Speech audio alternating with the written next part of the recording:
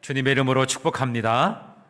오늘 우리는 참으로 뜻깊고 또 엄숙한 6월의 첫 번째 주일 예배로 모였습니다. 6월은 우리 민족에게 있어서 단순한 계절의 변화 그 이상의 의미를 가지고 있습니다. 특별히 6월은 호국 보훈의 달이라고 그러죠. 어제 현충일이었습니다. 나라를 위해서 목숨을 바친 순국 선열과 또 호국 영령의 숭고한 희생을 기리는 그런 날이었습니다.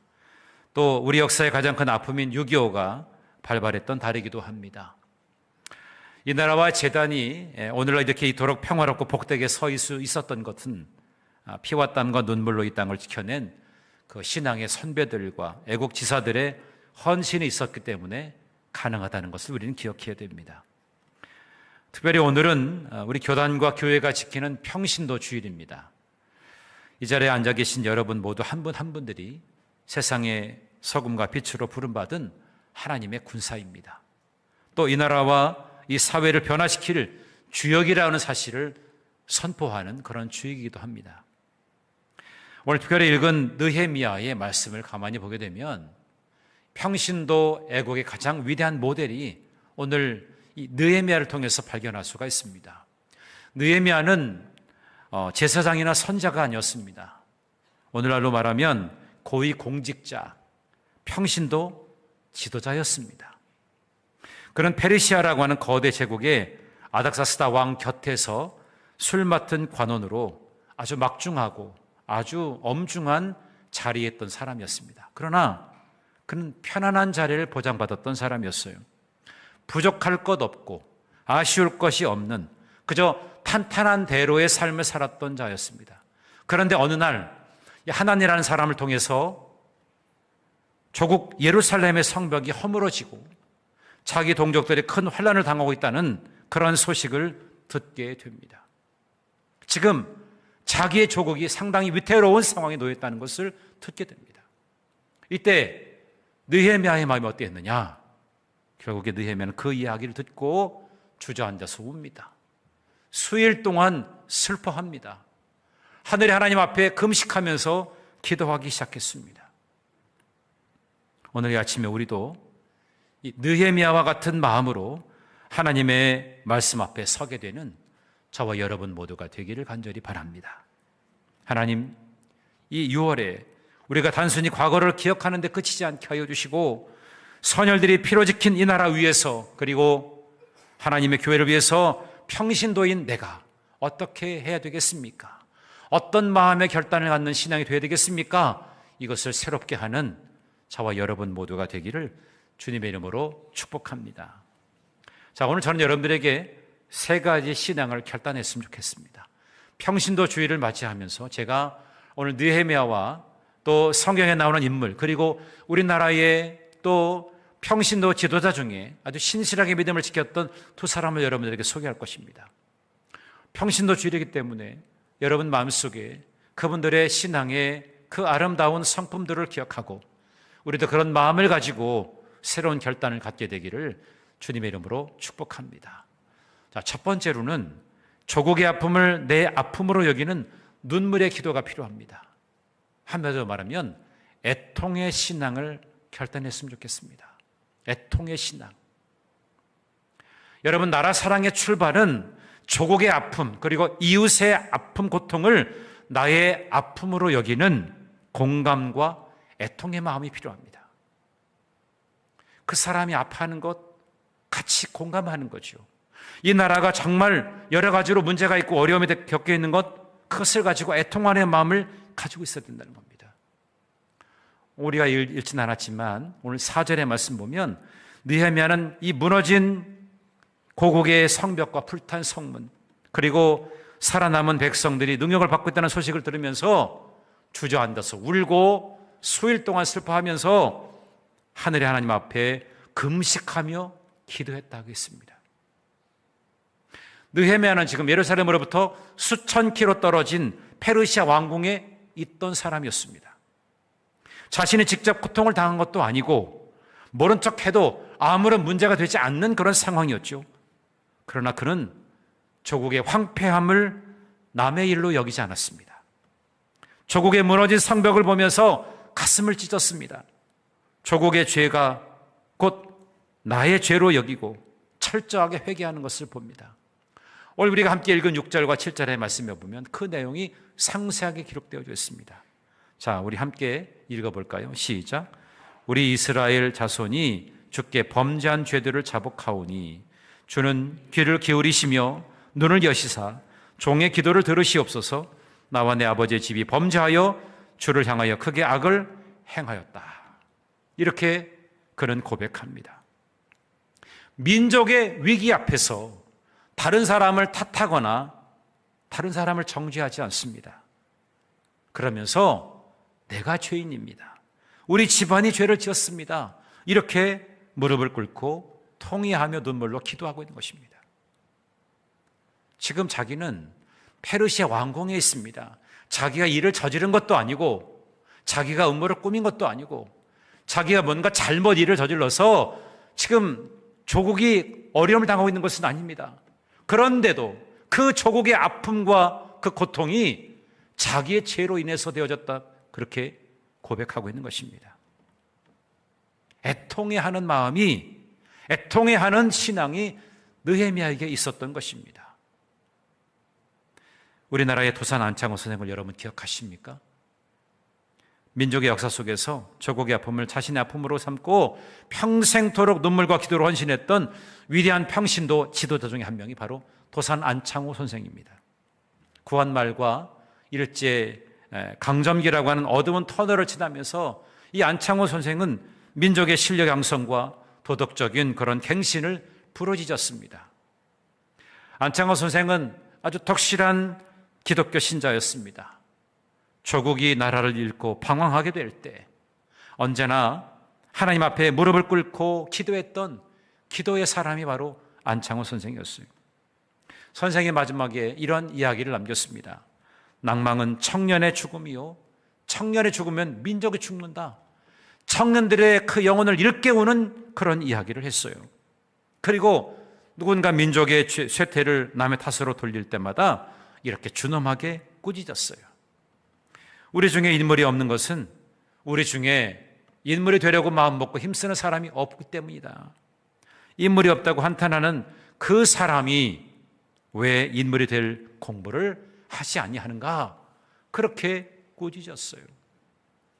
남의 탓하지 말고 당신이 인물이 되라 이거죠. 왜 우리는 인물이 없는가? 이렇게 따지기 전에 당신이 인물이 되기 위해서 공부해라. 이렇게 꾸짖은 것입니다.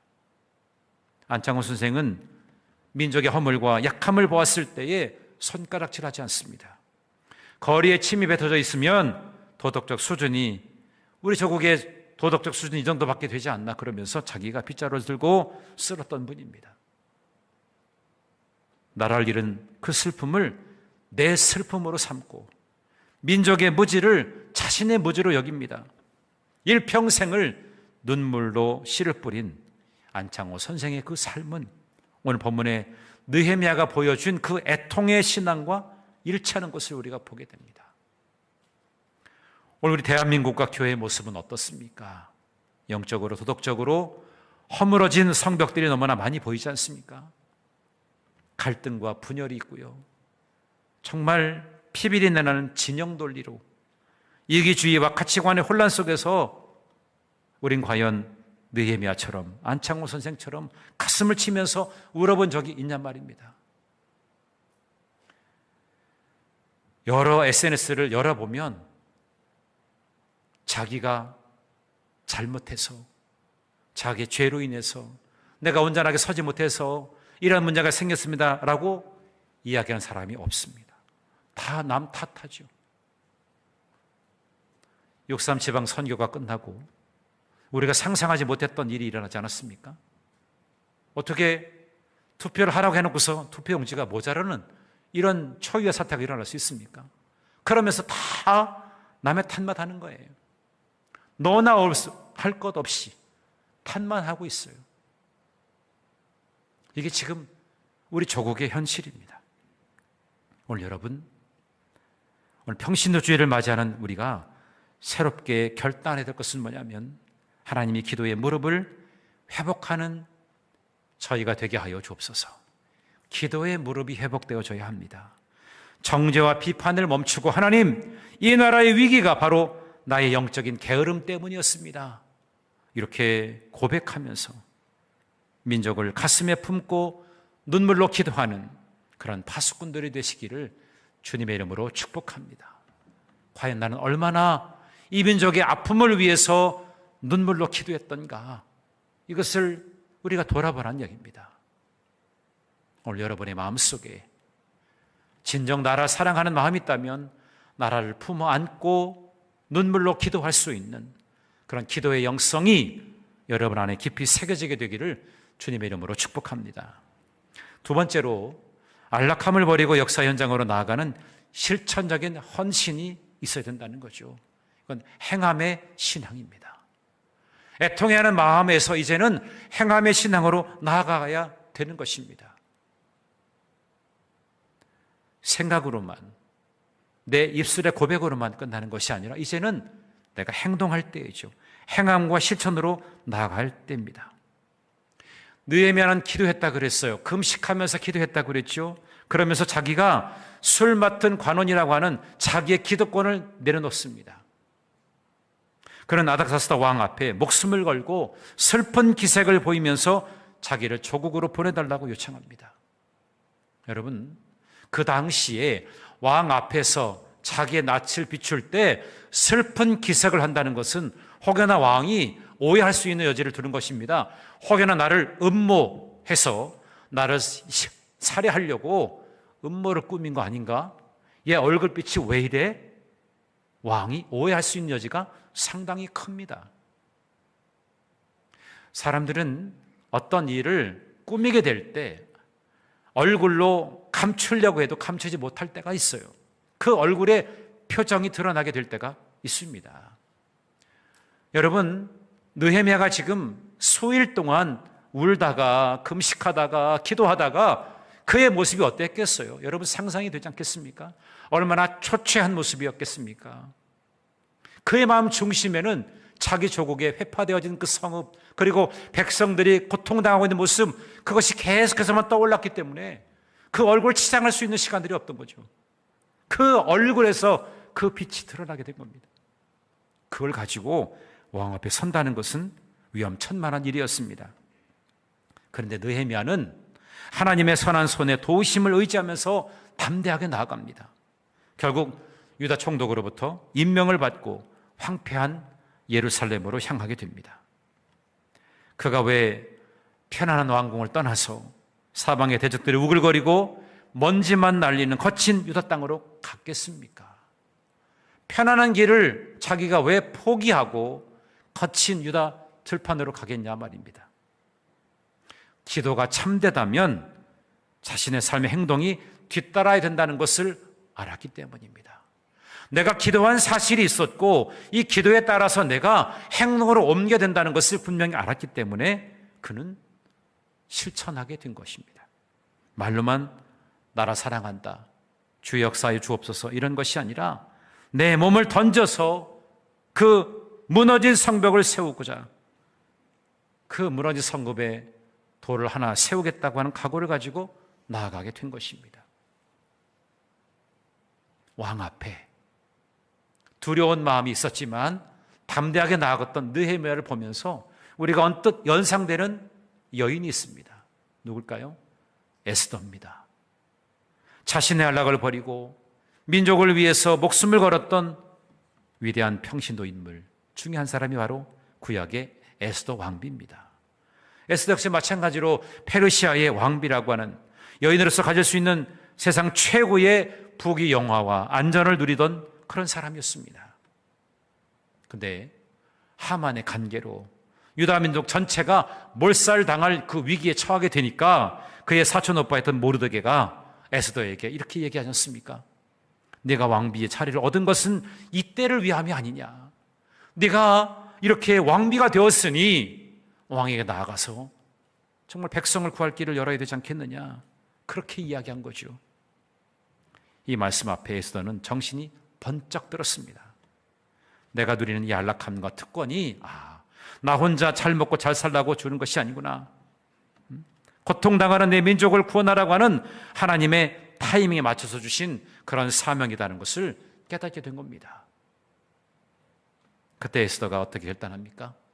3일 동안 동포들과 함께 금식한 후에 왕이 부르지도 않았는데 엄격한 그 궁중법도를 깨고 목숨을 걸고 왕 앞에 나가게 됩니다. 여러분, 왕비는 함부로 왕에게 나갈 수가 없어요. 왕이 부를 때까지 기다려야 됩니다. 그런데 그것을 깨고 궁중의 법도를 깨고 당당하게 나아갔던 것입니다. 그러면서 이야기한 것이 우리가 잘 아는 에스더 4장 16절에 죽으면 죽으리라. 내가 죽으면 죽을 것이다. 그런 각오를 가지고 나가게 된 겁니다. 자신의 안위와 목숨을 민족의 구원을 위해서 완전히 제단 위의 제물로 드려지게 된 것입니다. 그게 에스더의 삶이었어요. 오늘 여러분, 하나님은 저와 여러분에게 건강을 주시고 물질도 주시고 또 사회적인 직분과 평안한 가정을 주신 이유가 무엇이겠습니까? 남들보다 더 복받아서 참 편하게 좋다. 여기에 머문다고 하면 우리는 하나님의 부르심을 오해한 것입니다. 오늘 평신도 주일을 맞이하면서 우리가 새롭게 깨달아야 될 것은 뭐냐면 하나님께서 나에게 주신 직장, 나의 사업장, 나의 재능, 내가 가진 삶의 모든 자원, 이 모든 것들은 바로 이때를 위함이다. 이때를 위함이라는 것입니다. 세상에 무너진 성벽을 재건하기 위한 도구로 나를 쓰시기 위해서 나를 준비시키셨구나. 이것을 여러분 기억하시기를 바랍니다. 왜 하나님 나에게 건강 주셨을까? 나로 하여금 주님의 도구로 쓰임받도록, 무너진 성벽을 재건하는 일 위해서 내가 쓰임받도록 하기 위해서, 이때를 위해서 하나님이 나를 준비해 놓으셨구나. 이런 마음을 가지시라는 얘기입니다. 여러분, 우리에게 필요한 마음이 어떤 마음이겠습니까? 애통하는 마음과 함께 이제는 행함의 신앙을 가지고 나가야 됩니다. 삶의 현장에서 정직하게 행하고 또 소외된 우리의 이웃을 돌보고 하나님의 공의와 사랑을 실천하는 것, 그것이 바로 평신도가 삶에서 드리는 참된 애국이고 참된 신앙인 것입니다. 내 작은 안일함을 버리고 내가 여기 있습니다. 나를 써주십시오. 그러면서 세상 속으로 거룩한 발걸음을 내딛는 그런 결단이 우리에게 있어야 할 줄로 믿습니다. 여러분 안에 그렇게 실천하는 신앙이 되어지기를 주님의 이름으로 축복합니다. 마지막으로 대적의 방해를 이기고 끝까지 성벽을 재건하는 사명적 결단이 있어야 됩니다. 이걸 우리는 인내의 신앙이라고 그러죠. 인내 신앙. 끝까지 인내하는 신앙이 우리에게 필요합니다. 나라를 사랑하고 교회를 세우는 사명의 길에는 반드시 방해와 시련이 따르게 됩니다. 아무리 내가 좋은 의도를 가지고 주님의 교회를 세우려고 해도, 좋은 일을 행한다 할지라도 때로는 여러 가지 방해와 시련이 따르게 된다는 것입니다. 그렇지만 우리는 하나님의 도우심을 신뢰하고 끝까지 인내하면서 승리해야 된다는 것입니다. 느헤미야가 예루살렘에 도착해서 이제 성벽 재건을 시작하니까 사방에서 대적들이 일어났어요. 산발랍과 도비야와 게셈 같은 자들이 찾아와서 비웃고 조롱을 합니다. 그들이 건축하는 이 돌성벽은 여우가 올라가도 곧 무너질 것이다. 느헤미야 4장 3절에 이렇게 조롱하면서 비난합니다. 야, 니네 한번 성벽 쌓아봐라. 그거 여우가 올라가도 금방 무너질걸? 그러면서 조롱하는 것입니다. 때로는 무력으로 위협하기도 합니다. 느헤미야를 암살하려고 하는 음모를 꾸미기도 합니다. 더군다나 내부적으로 백성들은 지치고 흉년이 들어서 낙심하는 원망의 소리가 터져왔어요. 우리가 이렇게 힘든데 어떻게 무슨 여력을 가지고 성벽을 재건하겠느냐? 그러면서 안팎으로 여러 가지의 문제와 장애를 만나게 됩니다. 그야말로 사면초가죠. 뭔가 일은 진행해야 되겠는데 앞뒤가 꽉 막혀 있는 상황입니다. 느헤미야 자신의 입장에서 볼 때 이 상황은 낙심하고 포기할 만한 수많은 이유가 있지 않겠습니까? 그런데 느헤미야는 흔들리지 않았습니다. 자신은 한 손에 병기를 들고 한 손에는 일을 하면서 밤낮으로 성벽을 지켰습니다. 백성들을 독려하면서 우리 하나님이 우리와 함께 하시고 우리를 위해서 싸우십니다. 그렇게 선포했어요.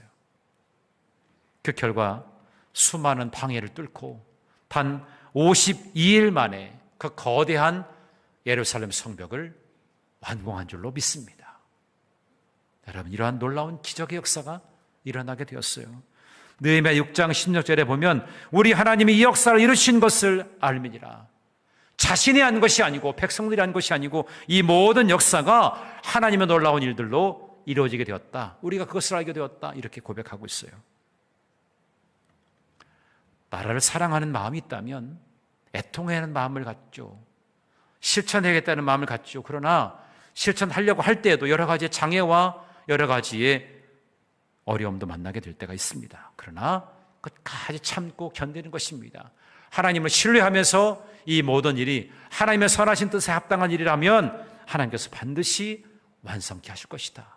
그 믿음으로 나아가서 느헤미야는 52일 만에 이 예루살렘 성벽의 재건을 완성하게 됩니다. 오늘 이 말씀을 묵상하면서 저는 고당 조만식 선생의 그 삶이 떠올랐습니다.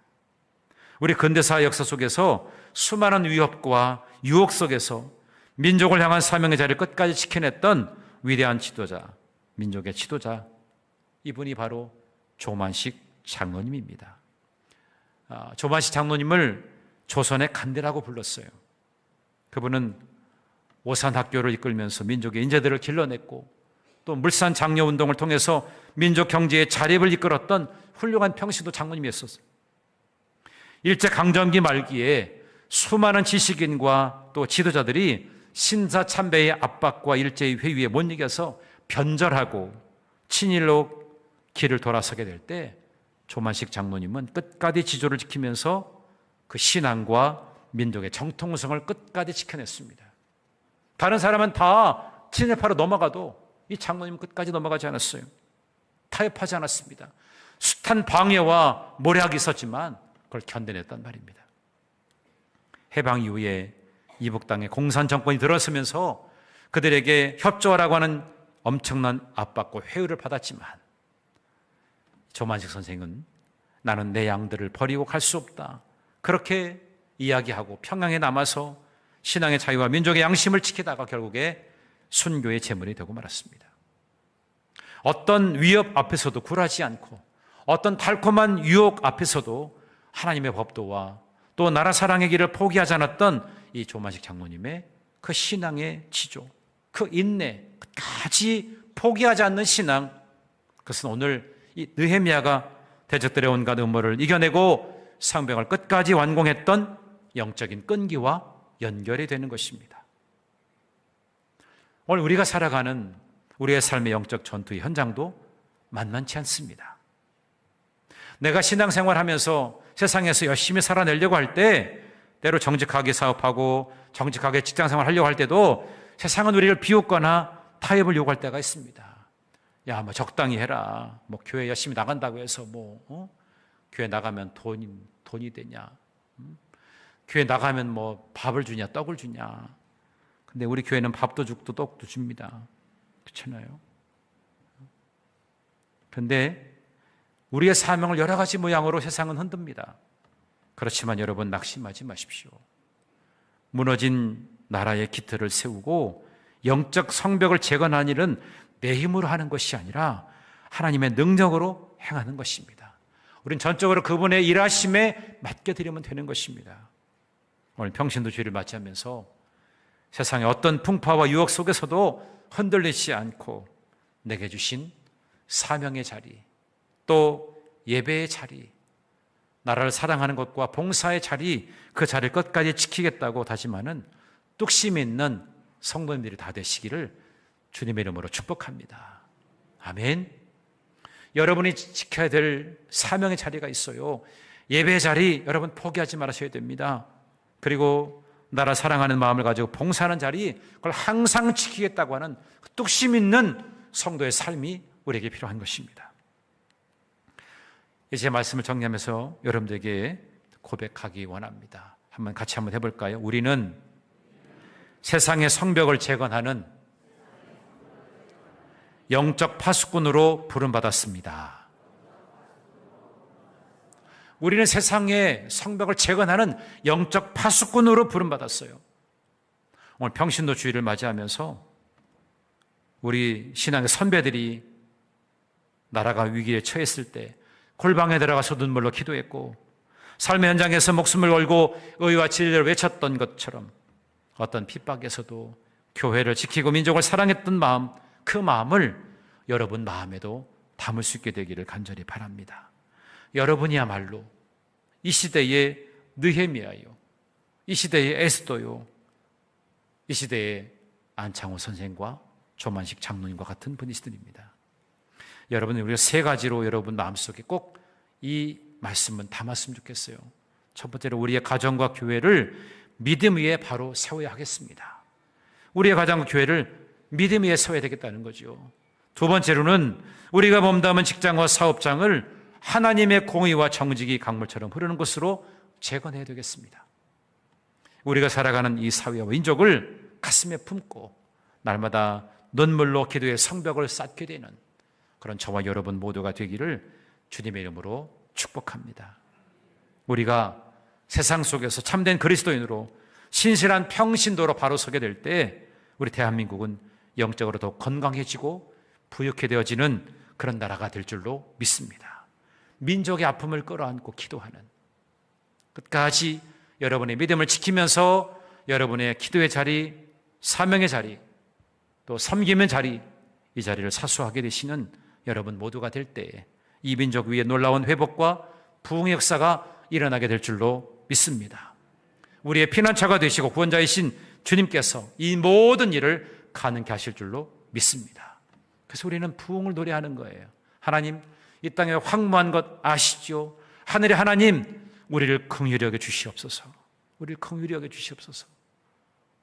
느헤미야는 이 일을 전개하기 전에 이 모든 일 되어진 것들이 자신의 죄와 자기 집안의 죄라고 하는 것으로 고백하기 시작합니다. 죄의 고백으로부터 시작되어지고 그 애통하는 마음을 가지고 이제는 실천하는 신앙으로, 인내하는 신앙으로 나아가지 않습니까? 저와 여러분이 그런 마음을 가지고 이 땅에 부흥이 다시금 찾아오도록, 다시금 새로운 성령의 그 강 같은 역사들이, 불 같은 역사들이 우리 교회 위에, 이 나라 이 민족 위에 임할 수 있도록 여러분 그렇게 기도하시는 주님의 자녀들 되시기를 주님의 이름으로 축원합니다. 우리 말씀을 기억하면서 함께 찬양합니다. 부흥 찬양하겠습니다.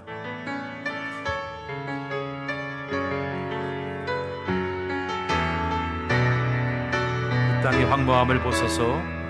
찬양하겠습니다.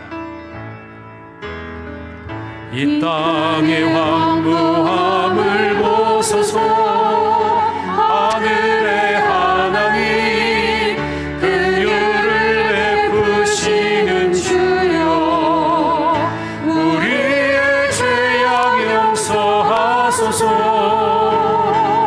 이 땅 고쳐주소서.